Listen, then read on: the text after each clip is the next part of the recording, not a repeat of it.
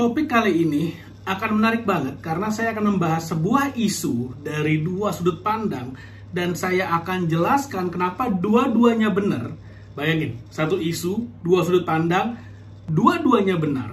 Tapi satu sudut pandang akan bikin kamu makin sukses, akan bikin kamu makin kaya, dan akan bisa membuat kamu melihat bahwa ini adalah waktu yang terbaik buat kamu jadi kaya. Sudut pandang pertama. Sudut pandang yang kedua akan membuat kamu membantu orang-orang di sudut pandang pertama menjadi semakin kaya. Paham ya? Jadi sudut pandang pertama akan membuatmu kaya. Sudut pandang kedua lah yang akan menjadi penyebab kenapa kamu semakin kaya. Nah, ini keren banget. Nah, banyak orang ada di sudut pandang kedua. Saya akan jelasin nanti. Jadi ada banyak banget orang-orang yang lihat masalah ini dari sudut pandang kedua dan mereka nggak sadar mereka ada di nomor 2. Padahal kalau mereka ganti sudut pandangnya, mereka bisa ngelihat dari sudut pandang orang pertama, grup pertama. Mereka akan tahu kenapa ini adalah saat yang terbaik untuk mereka menjadi orang kaya. Dan ingat ya, kita bisa jadi kaya, salah satunya adalah karena ada opportunity. Ingat loh, prinsipnya, sukses adalah ketika persiapan bertemu dengan kesempatan. Sekarang adalah kesempatan. Nah, kenapa sekarang adalah kesempatan buat kamu jadi kaya? Sekarang adalah kesempatan buat siapa saja jadi kaya.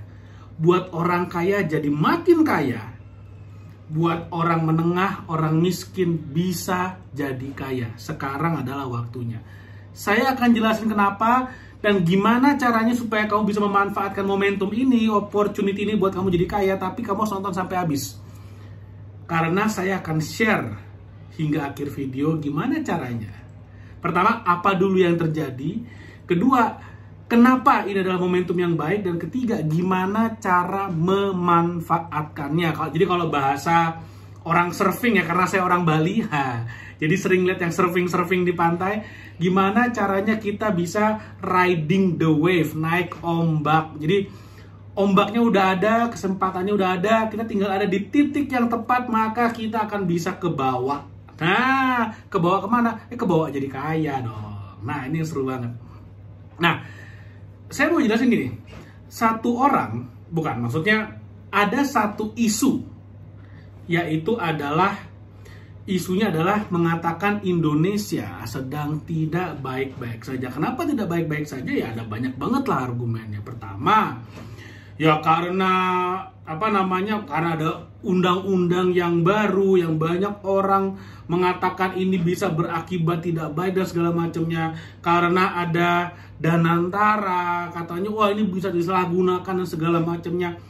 Jadi ada banyak banget dan itu semua berkaitan misalnya dengan dulu ada hashtag nih, sampai sekarang mungkin masih ada yang namanya kabur aja dulu dan sebagainya. Nah, semua isu itu, saya ulangi, semua isu yang ada di luar sana itu tidak ada artinya. Tidak ada artinya. Kenapa? Karena apapun isunya akan selalu ada dua sudut pandang. Sekali lagi, saya udah bilang dari awal, ada dua sudut pandang. Dan kedua sudut pandang ini benar. Dua-duanya benar.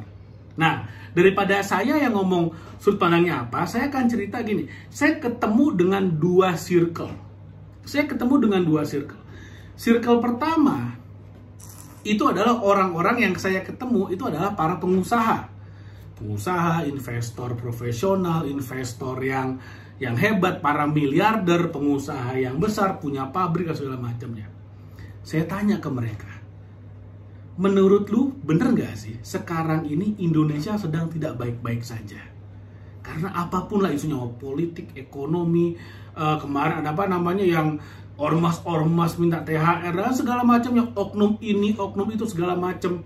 Saya tanya, menurut kalian Indonesia lagi nggak baik aja atau gimana?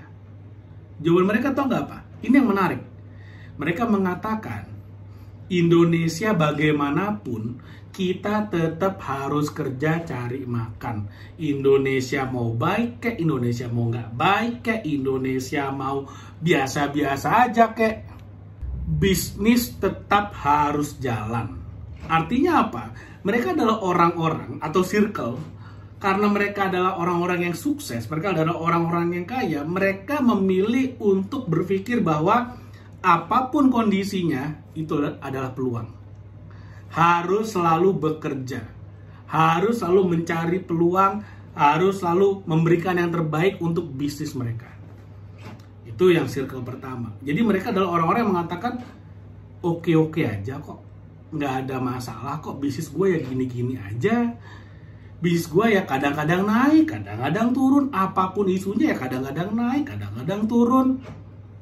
Seperti itu. Jadi dan saya tanya lagi pertanyaan follow up-nya. Kalau misalnya ada kesempatan buat pindah negara, lu mau kemana? Semua 10 dari 10 orang pengusaha sukses, investor sukses, para miliarder ini, tidak ada satupun yang mengatakan gua akan pindah ke Singapura, ke Jepang, ke Perancis, ke Amerika. Nggak ada. Semua mengatakan Indonesia adalah tempat yang terbaik untuk jadi orang kaya, untuk sukses, untuk bisnis. Saya tanya lagi dong, tapi kan di Indonesia katanya tidak ada kepastian hukum. Nah, ini yang menarik nih. Ini agak kontroversial, tapi saya harus share apa adanya. Ketika saya bilang Indonesia kan tidak ada kepastian hukum, dan tahu nggak jawaban mereka apa? Jawaban orang-orang yang udah sukses ini, mereka mengatakan justru ketidakpastian hukum itulah yang membuat orang biasa punya kesempatan buat jadi kaya. Karena Indonesia ini sifatnya kekeluargaan.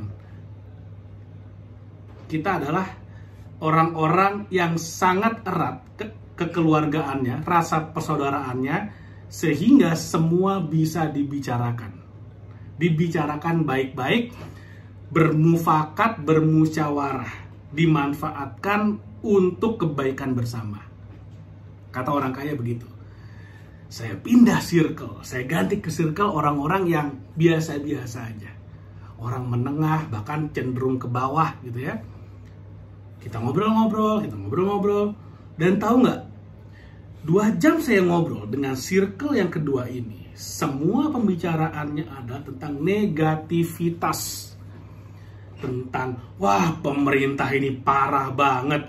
Ini nggak memikirkan rakyat. Wah pemerintah ini kebijakannya ngawur. Masa dibuat peraturan seperti, wah ini korupsi dan segala macamnya. Wah ini mendingan kita kalau bisa kita pindah ke negara lain. Jadi orang-orang yang ada di circle yang levelnya menengah ke bawah, mereka adalah orang-orang yang paling vokal mengatakan bahwa Indonesia sedang tidak baik-baik saja. Orang-orang yang ada di circle menengah ke atas, jadi kayak menengah atas, bahkan kelas super atas, mereka mengatakan bahwa Indonesia adalah tempat terbaik untuk berbisnis. Orang-orang kelas menengah ke bawah, mereka mengatakan Indonesia ini sedang tidak baik-baik saja. Negaranya bisa hancur dan segala macamnya. Wah, semua dibilang jelek-jeleknya. Lalu saya bilang, loh, tapi kan pemerintah sekarang ngasih makan gratis buat orang miskin, emang salah? Dan mereka dengan segala macam analisanya menemukan 100 kekurangan, kesalahan, keburukan dari program makan gratis. Wah, luar biasa. Jadi, apapun alasannya, tetap ada kesalahan dan itu yang terus diumbar sehingga kesimpulannya Indonesia tidak baik-baik saja. Nah, saya katakan tadi di awal bahwa kedua sudut pandang ini benar, dua-duanya benar. Kelompok orang yang mengatakan Indonesia tidak baik-baik saja, ya mereka benar. Menurut mereka seperti itu ya silakan aja. Itu kan apa yang mereka rasakan. Dan itu benar menurut saya. Saya tidak berusaha mengubah keyakinan mereka, enggak. Di sisi lain, para orang-orang kaya, orang-orang sukses mengatakan Indonesia is the best place to become rich. Tempat yang paling baik. Bahkan ketika saya mengatakan ketidakpastian hukum, yang mana ini adalah alasan kenapa investor pada kabur dan segala macam, orang-orang kaya ini mengatakan justru itulah yang bikin Indonesia jadi menarik. Bayangkan kalau semuanya udah serba pasti, tapi udah pasti mahal. Di Amerika misalnya, mereka mengatakan contoh Amerika, hukumnya serba pasti. Tapi kalau kita mau mendaki menjadi orang kaya di sana, persaingannya gila, luar biasa, berat sekali, karena seluruh dunia datang ke sana. Jadi biarpun saya katakan, tapi kan di Amerika banyak orang kaya, iya, tapi yang akhirnya gagal banyak sekali, karena banyak sekali Karena koridor mereka itu benar-benar sangat ketat sekali, hukum mereka sangat ketat sehingga kita susah mau berkreasi, berinovasi. Peraturannya sangat ketat di Indonesia. Jadi bagi mereka, ketidakpastian hukum itu adalah space untuk bisa berinovasi. Ini konteksnya positif ya. Ini bukan konteksnya hukum bisa dibeli, enggak. Konteksnya bukan ke sana. Tapi kita bisa berinovasi. Seperti itu. Itulah kelebihan enaknya kalau kita berusaha di Indonesia. Nah, di Amerika lain lagi. Semuanya udah pasti sehingga sangat rigid, susah sekali kita mau berinovasi di sana. Nah, yang menariknya adalah seperti ini. Dua sudut pandang itu benar. Nah, tapi kalau kita bicara mayoritas minoritas, kita harus lihat juga bahwa mayoritas orang di Indonesia itu adalah menengah ke bawah yang memiliki pemahaman bahwa Indonesia lagi nggak baik. Mereka orang-orang yang takut, mereka yang dikuasai dengan fear, rasa takut, karena ada ketidakpastian di sana sini. Dan bagi para orang kaya, bagi para orang yang udah sukses, ini adalah waktunya mereka mengambil kesempatan untuk menjadi semakin kaya. Kok bisa? Nah, ini saya jelasin. Jadi ada satu orang investor legendaris, namanya Warren Buffett. Beliau mengatakan, ketika market sedang fear, sedang takut, mereka nggak berani spending, penuh dengan rasa takut dan segala macam. Apalagi kita tahu yang namanya Danantara muncul, wah itu banyak banget tuh isu-isu goreng-goreng segala macamnya. Bikin market makin takut. Ketika market lagi takut, di sanalah waktunya orang-orang yang pinter melihat peluang, para investor yang cerdas, mereka menjadi greedy, berinvestasi sekencang-kencangnya. Beberapa waktu yang lalu saham IHSG di Indonesia turun sampai dengan 7%. Turun, wah. Kenapa? Karena dana asing pada keluar, asing pada pada tarik dana. Sehingga harga saham di Indonesia turun. Jeblok, hancur-hancuran. Gorengannya, nah, isu yang digoreng adalah, wah, Indonesia ekonominya hancur, wah gimana nih para pemimpin, wah Indonesia tidak baik-baik saja, kabur aja dulu segala macamnya.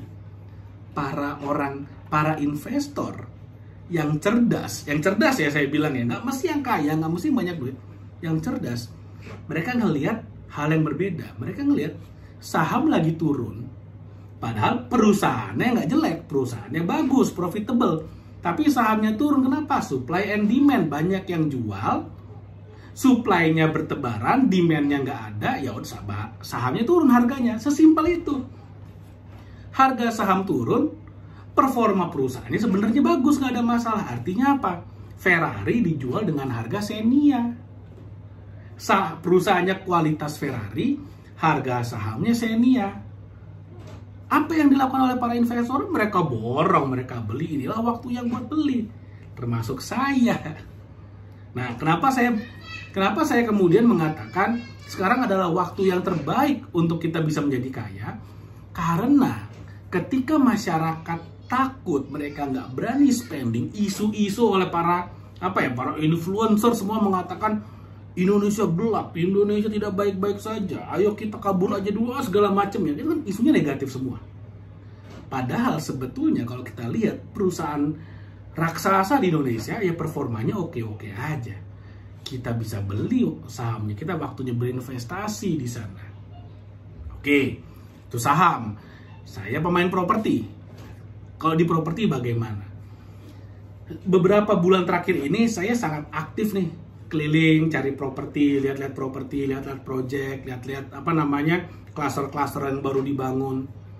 Jadi ada yang udah masuk ke tahap kedua, tahap ketiga dan segala macam ya. Dan saya selalu tanya, ini udah masuk tahap kedua, tahap pertamanya berapa unit dan habisnya berapa lama itu habis? Oh, tahap pertama kita bangun 200 unit, harganya 1 miliar, 2 miliar, 3 miliar, dalam waktu 3 bulan sold out. Lalu ada lagi klaster yang lain dari pengembang yang lain. Kemarin kita launching 2 bulan sold out 250 unit. Dari sana saya mikir, ketika daya beli menurun, kenapa kok rumah mewah 1 miliar ke atas, 2 miliar, 3 miliar kok cepat sekali sold outnya? cepat sekali lakunya. Paling dari sekian ratus unit sisa 2 unit, sisa 3 unit. Kenapa? Itu artinya sebetulnya yang daya belinya menurun itu adalah ya masyarakat menengah ke bawah. Sedangkan masyarakat menengah atas hingga ke atas, ya mereka, karena mereka ngerti ini adalah peluang buat berinvestasi, sehingga para developer supaya barangnya laku, mereka memberikan deal-deal yang spektakuler. Waktunya para orang kaya ini mengambil kesempatan. Sorry, nggak mesti orang kaya. Yang penting ngerti aja. Ngerti artinya cerdas gitu ya. Mereka ngerti, bisa ngeliat peluang, inilah waktunya berinvestasi. Saya sendiri pun ikutan nih di ombak ini, riding the waves sekali lagi. Jadi waktu saya datang ke developer A, oh Pak Gede mau nggak? Ini kita kasih, cuman cukup booking fee 5 juta aja, udah semua biaya transaksi udah tercover, udah nggak usah bayar lagi, gratis semua biaya BPHTB, biaya asuransinya, biaya akad, wah semuanya gratis. Bahkan saya dikasih cashback ratusan juta. Ketika akad, saya dikasih uang ratusan juta, jebret. Cuman modal apa? 5 juta, ada yang modal 10 juta. Ada juga yang lebih keren lagi. Saking pengennya unitnya laku, para developer ini ngasih gimmick luar biasa. Misalnya, Pak Gede nggak usah deh bayar 5 tahun. Nanti bayarnya tahun 2030 baru mulai bayar cicilan. Selama 5 tahun pakai free, unit udah ready. Saya tinggal isi interiornya, saya bisa sewakan. Kenapa keren banget? Dan itu, deal-deal seperti itu hanya terjadi ketika sentimen market sedang negatif. Kalau market lagi positif, ya mereka nggak usah kasih gimmick, nggak usah kasih promo, udah penjualan gila-gilaan. Justru sekarang ketika masyarakat lagi sangat negatif, sekaranglah waktunya banyak tuh deal-deal yang spektakuler tuh. Bayangin dong, cuman modal 10 juta, dapat properti, nggak usah bayar biaya-biaya segala macamnya. Begitu akad dia dapat 100 juta. Wah, kok bisa? Nah, itu deal-deal seperti ini hanya terjadi ketika market lagi negatif. Nah, sekarang lah waktunya. Makanya kenapa saya katakan Indonesia sedang tidak baik-baik saja. Isunya seperti itu. Turunannya banyak lagi tuh. Ada Kanada Nantara lah dianggap kurang oke. Ada makan siang gratis. Ada ormas-ormas segala macamnya. Digabung di dalam satu isu yang namanya Indonesia sedang tidak baik-baik saja. Ada dua kubu. Kubu satu mengatakan, wah Indonesia ini parah, gila, waduh, wah, buruk. Kubu satu mengatakan, yaudah biarin aja orang-orang lain, mereka kesel, mereka bete. Sekarang peluang waktunya kita bisa invest di harga yang sangat murah, dapat Ferrari harga Xenia. Nah, sekarang pertanyaannya, kamu mau jadi yang mana? Kamu mau jadi orang yang melihat semuanya buruk, atau mau membiarkan orang-orang yang negatif biar negatif, tapi kamu menjadi orang yang positif, bisa naik ombaknya, bisa riding the wave untuk bisa memanfaatkan, dan kamu bisa mendapatkan deal-deal yang bisa bikin kamu jadi orang kaya nantinya. Oke, mudah-mudahan apa yang saya share bermanfaat. Jangan lupa like video dan share video ini, subscribe YouTube channel ini. Sampai ketemu lagi di video berikutnya.